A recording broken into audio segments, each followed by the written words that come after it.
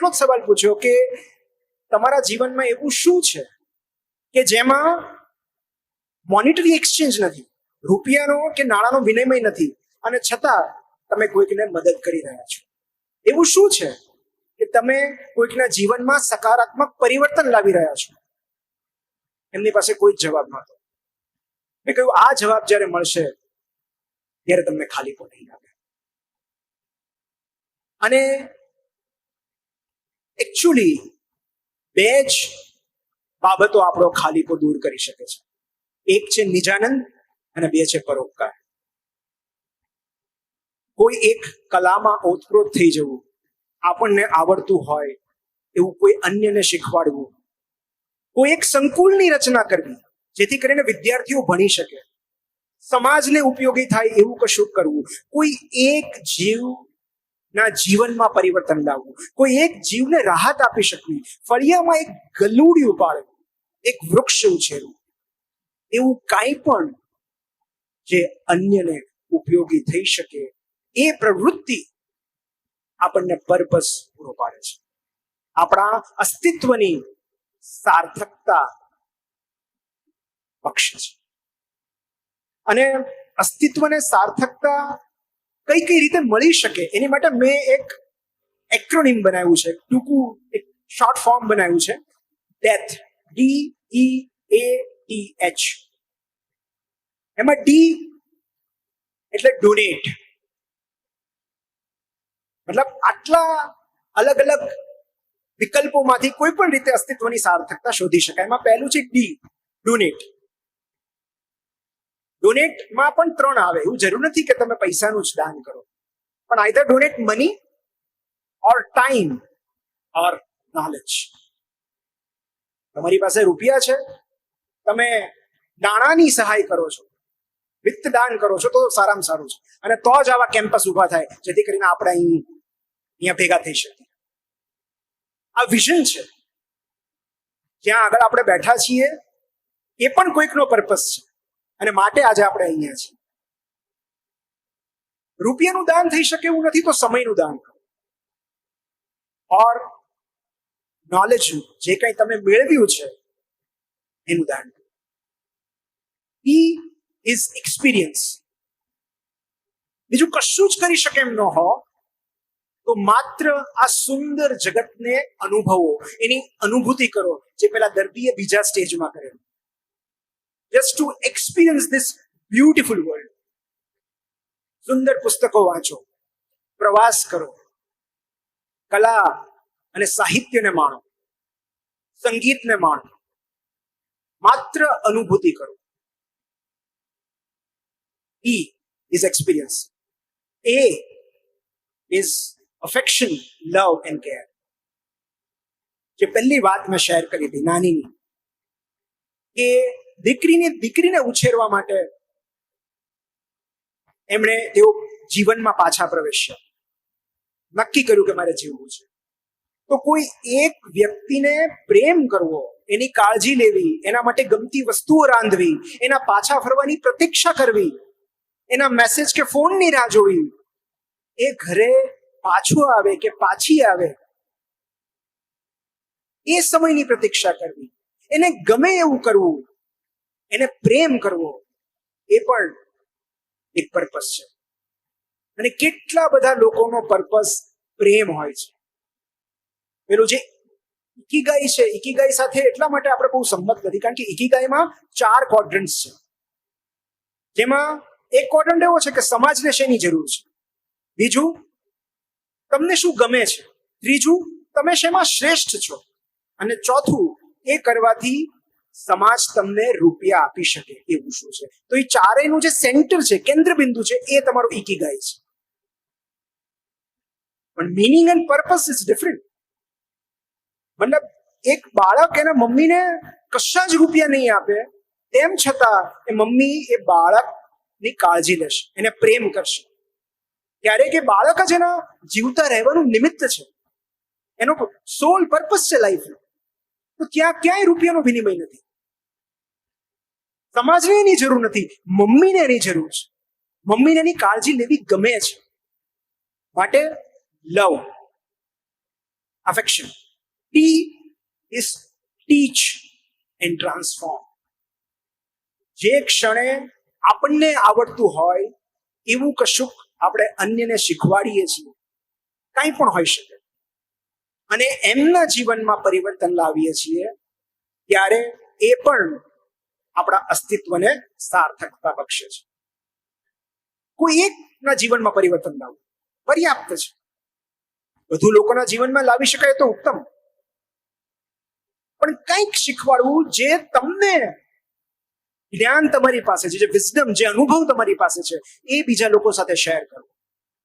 તમે કશું તમારી પાસે એવું છે જે અન્ય લોકો પાસે નથી, અને જો તમે શેર નહીં કરો પુસ્તકો દ્વારા, વાતો દ્વારા, વિચારો દ્વારા, લેખન દ્વારા, અભિવ્યક્તિ દ્વારા, તો આ જગત તેની જાણ નહીં થાય. So tell your story and teach others. And last is H, help. Because આપણે આગળ પણ વાત થઈ કે માનવ સભ્યતાની શરૂઆત જ કદાચ એકબીજાને મદદ કરવાના કેન્દ્રથી થઈ છે, એ વૃત્તિથી થઈ છે કે તૂટેલા ફીમરનું જોડાઈ જવું બતાવે છે કે કેટલાક લોકો ત્યાં રોકાણા હશે પેલાને મદદ કરવા માટે, કે જ્યાં સુધી તારું હાડકું સંધાતું નથી, અમે તારી કાળજી લેશું, અમે તારું રક્ષણ કરશું, તને ખોરાક, પાણી અને આશ્રયની વ્યવસ્થા અમે કરશું, તું ઊભો થા, પછી આપણે સાથે જશું. આ જે નિસ્બત છે એ માનવ સભ્યતાના કેન્દ્રમાં રહેલી છે. બાકી નગરો મોટા કરવાથી કે ટેકનોલોજી એડવાન્સ કરવાથી સિવિલાઇઝેશન આગળ નથી વધતું. માનવ સભ્યતા આગળ વધે છે મૂળભૂત માનવ મૂલ્યોથી, કે જે મુખ્ય દેહ છે આપણી સભ્યતાનો, આપણી સંસ્કૃતિનો. એકબીજા પ્રત્યેની નિસ્બત, કાળજી, મદદ. સો હેલ્પ અધર્સ. કશા જ ની અપેક્ષા વગર, બદલામાં કશું મેળવી લેવાની અપેક્ષા વગર. કારણ કે જો આપણે મેળવીએ છીએ કંઈક, આપણને મળે છે, તો એ બિઝનેસ છે, એ પર્પઝ નથી, એ પ્રોફેશન છે. પણ કશું મેળવી લેવાના ઈરાદા વગર, માત્ર અન્યને ઉપયોગી થવાના હેતુ સાથે નિસ્વાર્થીને આપણે જે કામ કરીએ છીએ એ આપણી પેશન બનાવે છે, આપણા અસ્તિત્વને સાર્થકતા બક્ષે છે. તો DEATH, ડેથ. આમાંથી કોઈ એકની પસંદગી કરવી પડશે જો રોજ મરવું નહીં હોય તો. આટલા વિવિધ વિકલ્પો છે આપણી પાસે આપણા પર્પઝને શોધવાના, આપણા અસ્તિત્વની સાર્થકતા, અસ્તિત્વની યાત્રામાં શૂન્યથી સાર્થકતા સુધી જવાની. અને એક નાનો પ્રસંગ તમારી સાથે શેર કરીને પછી હું વિરામ આપીશ કે થોડા સમય પહેલા આવી રીતે એક વક્તવ્ય દરમિયાન, એ પૂરું થયા પછી બે મિત્રો મને મળવા આવ્યા, અને મને ખબર નહોતી. એમણે પોતાની ઓળખાણ કરાવી, એમની અને પોતાના પત્નીની. અને પછી એમણે કહ્યું કે મને લંગ કેન્સર છે, 4થા સ્ટેજ. મારા પત્નીને બ્રેસ્ટ કેન્સર છે, 4થા સ્ટેજ. અમે બંને ટર્મિનલ કેન્સરથી પીડિત છીએ, અમને બંનેને કીમોથેરાપી ચાલે છે. અમને ખબર નથી કે અમે કેટલો સમય જીવતા રહી શકશું, પણ તમને એટલા માટે મળવા આવ્યા છીએ કે અમે તમને કહી શકીએ કે રોજ સવારે તમારા પુસ્તકો, તમારા વિચારો, તમારા બ્લોગ્સ, તમારા વિડીયો અમને શ્વાસ લેવાની હિંમત આપે છે, અમને જીવતા રહેવાની તાકાત આપે છે. અને એ પ્રસંગ હું મારા રિઝ્યુમેમાં, મારા બાયોડેટામાં હંમેશ માટે ટાંકતો આવ્યો છું કે મારા માટે આનાથી વિશેષ બીજી કોઈ સફળતા નથી. મારા એવોર્ડ્સનો ઉલ્લેખ ન કરો તો ચાલશે, પણ આ પ્રસંગ ઉલ્લેખવું એટલા માટે જરૂરી છે કારણ કે એ યુગલ પાસેથી મેં તો કશું જ લીધું નથી. કદાચ મારા પુસ્તકો એમણે ખરીદ્યા છે, એની 10%, 15% રોયલ્ટી મને મળી હશે, પણ સીધો વિનિમય કશું જ નથી. અને સાવ અજાણતા જ જ્યારે આપણા શબ્દો કોઈના જીવનમાં પરિવર્તન લાવે છે, ત્યારે આપણને જીવતા રહેવાનો પર્પસ મળે છે. ત્યારે આપણને આપણું અસ્તિત્વ સાર્થક લાગે છે. કારણ કે words can heel, words can hurt or words can help. માટે શબ્દોની પસંદગી બહુ જ વિચારીને કરવી જોઈએ. અને જ્યારે આપણા શબ્દો, આપણા પુસ્તકો જ્યારે કોઈના જીવનમાં આટલું બધું પરિવર્તન લાવે છે, કોઈને જીવવાની તાકાત આપે છે, ત્યારે હું તો એવું કહી શકું કે મને મારા અસ્તિત્વની સાર્થકતા જડી ગઈ છે. પણ મને ઘણા બધા લોકો પૂછે છે કે પર્પસ કઈ રીતે શોધવો? તો એનો સિમ્પલ આન્સર એટલો જ છે કે તમે અન્ય માટે એવું શું કરી શકો એમ છો જેથી અન્યના જીવનમાં પરિવર્તન આવે. That's it. તો આ સંકુલની સ્થાપના, આ સંકુલનું વિસ્તરણ, નવીનીકરણ, આ બધું જ કોઈના વિઝનનો, કોઈના પર્પસનો એક ભાગ છે. કેટલો વિશાળ છે આ પર્પસ!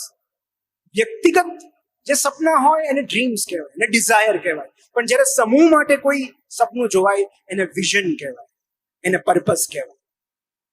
અને માટે આપણે પણ આજે અહીંયા છીએ એનું કારણ કોઈકનો પર્પસ છે. અને એ પર્પસ હજુ પણ આગળ વૃદ્ધિ પામે, વિસ્તરણ પામે અને બને એટલા વિદ્યાર્થીઓને મદદરૂપ થાય એવી શુભેચ્છાઓ સાથે વિરમું છું. Thank you so much.